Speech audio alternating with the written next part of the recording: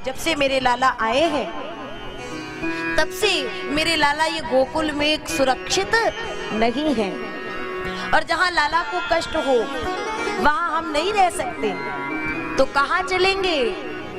नंद जी के भाई घनानंद जी महाराज उन्होंने बताया अब हम यहाँ नहीं रहेंगे तो कहाँ रहेंगे? वनम वृंदावनम नाम पशव्यम नवकाननम गोपु गोपी गवाम सेव्यम पुण्याद्रि तृणवीरुधम। यहीं से कुछ दूर पर एक सुंदर खूब बड़ा सा तुलसी का पूरा वन है, उसका नाम है वृंदावन। वनम वृंदावनम नाम पशव्यम नवकाननम। वहीं चले ना, वहीं निवास करेंगे। और देखो कृष्ण से इतना प्रेम है कि जब ये गोकुलवासी वृंदावन आए थे तो पूरे वृंदावन में कहीं रहने योग्य स्थान नहीं था, चारों ओर तुलसी का वन। कई दिनों तक अपनी अपनी उन्हीं बैलगाड़ियों में ही निवास किए भगवान के लिए कि मेरे कृष्ण को यहाँ कष्ट नहीं होगा। अब आनंद से निवास कर रहे हैं। एक दिन बहुत दिन बीतने के बाद कृष्ण आए, मैया अब मैं बड़ा हो गया हूँ। मैया ने कहा अच्छा अपनी बात कहो, बात इसके पीछे भी कोई कारण होगा, बड़े हो गए बताओ। मैया मुझे गैया चराने की अनुमति चाहिए।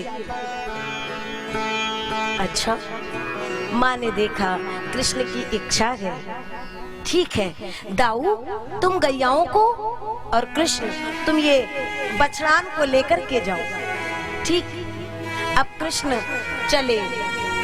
माँ ने कहा लाला तू गैया चराने जाएगा तो मैं तेरे लिए छोटी छोटी सी जूतियां बना दूं, तेरे सुकोमल चरणों में कहीं कोई कांटा न चुभ जाए, कहीं कोई कांटा ना चुभ जाए। कृष्ण ने कहा तो मेरे लिए अगर बना रही हो तो सबसे पहले मेरी गैया मैया के लिए बनाओ ना, मुझे कांटा लगेगा तो उसे भी तो लगेगा। मैया कहती अरे कैसी बात करे लाला, गैया भी कहीं चरण पादुका पहने है क्या, वो भी कहीं जूती पहने है क्या? कृष्ण कहते हैं तो अगर मेरी गैया मैया नहीं धारण करेगी तो मैं भी धारण करने वाला नहीं हूँ। और जब मेरी गैया मैया चलेगी और गैया मैया के खुरों से जब ये धूल उड़ेगी तो गवाम चरणम धूलिम तू सर्व पाप प्रणाशनम। गौ माता के चरणों की धूल यदि माथे से लग जाए महाराज तो समस्त पापों का वो विनाश कर देती है। ये गौ माता की महिमा बताई जिसमें समस्त देवी देवता निवास करते हैं। पहले हमारे यहाँ अगर द्वार पर कोई गौ माता आ जाए और गोबर कर दे या वहाँ गौ माता का मूत्र आ जाए द्वार पर तो बड़ा शुभ मानते थे कि गौ माता ने गोबर किया है, मतलब लक्ष्मी के आने का संकेत है। आज अगर गौ माता अगर द्वार पे गोबर करने के लिए जरा सा खड़ी हो जाए, छड़ी लेकर के लाठी डंडा सब निकल आते हैं। अब वही स्वान जो होता है स्वान, उसको घरों में डल्लप के गद्दे और सोफों में बैठालते हैं। स्वान को शीश पे चढ़ाएंगे और आगे समझ जाइए क्या अब हम कह नहीं सकते। गौ का गोबर दरवाजे पे आएगा तो उसको इसलिए डंडे मार के भगाते गए और स्वान का जो है उसको अपने हाथों से हटाते हैं। वाह धन्य है। कहाँ जा रहा है भारत देश महाराज? जैसे हमारी जन्म देने वाली माँ है वैसे ही ये गौ माँ है। कभी किसी कारणवश माँ यदि बालक को जन्म दे और माँ के स्तनों में दुग्ध ना हो तो डॉक्टर कहता है गौ माता का दूध बालक को पिलाओ। वैसे ही जैसे हम अपने जन्म देने वाली माँ की रक्षा करते हैं वैसे ही ये गौ माँ की रक्षा भी करनी चाहिए। और फिर वही क्या बात है, देखो गैया मैया का प्रसंग आया, पता नहीं कहां से आ भी गई, यहीं से अपने आश्रम से इधर ही आ गई।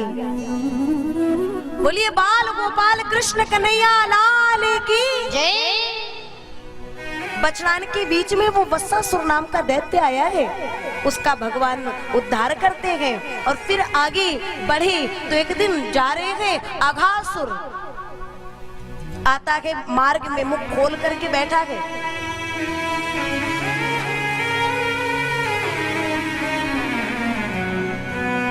उस दिन कृष्ण जब गए हैं तो कृष्ण थोड़ा पीछे हुए, ये ग्वाल बाल सब गए और अघासुर को देखे तो वृंदावन में पहली बार आए हैं, पता नहीं है, बोलने लगे लगता है ब्रज की कोई गुफा होएगी और सब अघासुर के मुख में प्रवेश कर गए।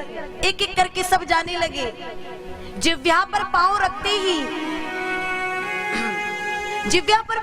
ही कहने लगे अरे जा गुफा में गुदगुदो सो का लग रहे है। बोले वो जो A1 क्लास की गुफा हुए ना VVIP, उनमें ऐसे ही डल्लप के गद्दा पड़े हुए। अच्छा, और अंदर गए तो वो सर्प के दांत, बोले ये क्या है? बोले गुफान में अंदर वो संत जन भजन करते हैं ना, उनके लिए लोग आते हैं दर्शन करने के लिए, तो वो लोग, वो भक्त अपने झोला झंडा सबरे कहाँ टांगेंगे? उनके लिए खूंटी लगाई गई है, तो हम भी टांग दे। हाँ बिल्कुल। अब कृष्ण मेरा पीछे से आ रहे, अरे मधुमंगल, अरे मनसुखा, थमो थमो रुको, वो कोई गुफा नहीं है। अघासुर ने देखा सब तो आ गए, वो नहीं आया जिसके लिए मैं आया हूँ। और तब भगवान ने देखा कि सब मित्र हमारे चले गए हैं तो मैं कैसे रह सकता हूँ, और भगवान दौड़ करके गए, अघासुर के मुख में प्रवेश लिए। प्रवेश लेते ही अघासुर ने मुख बंद किया। भगवान ने अपनी उस देह को तब तक फुलाया है जब तक अघासुर का प्राणांत नहीं हो गया। दो भागों में बट करके अघासुर का प्राणांत होता है। बोलिए भक्त और भगवान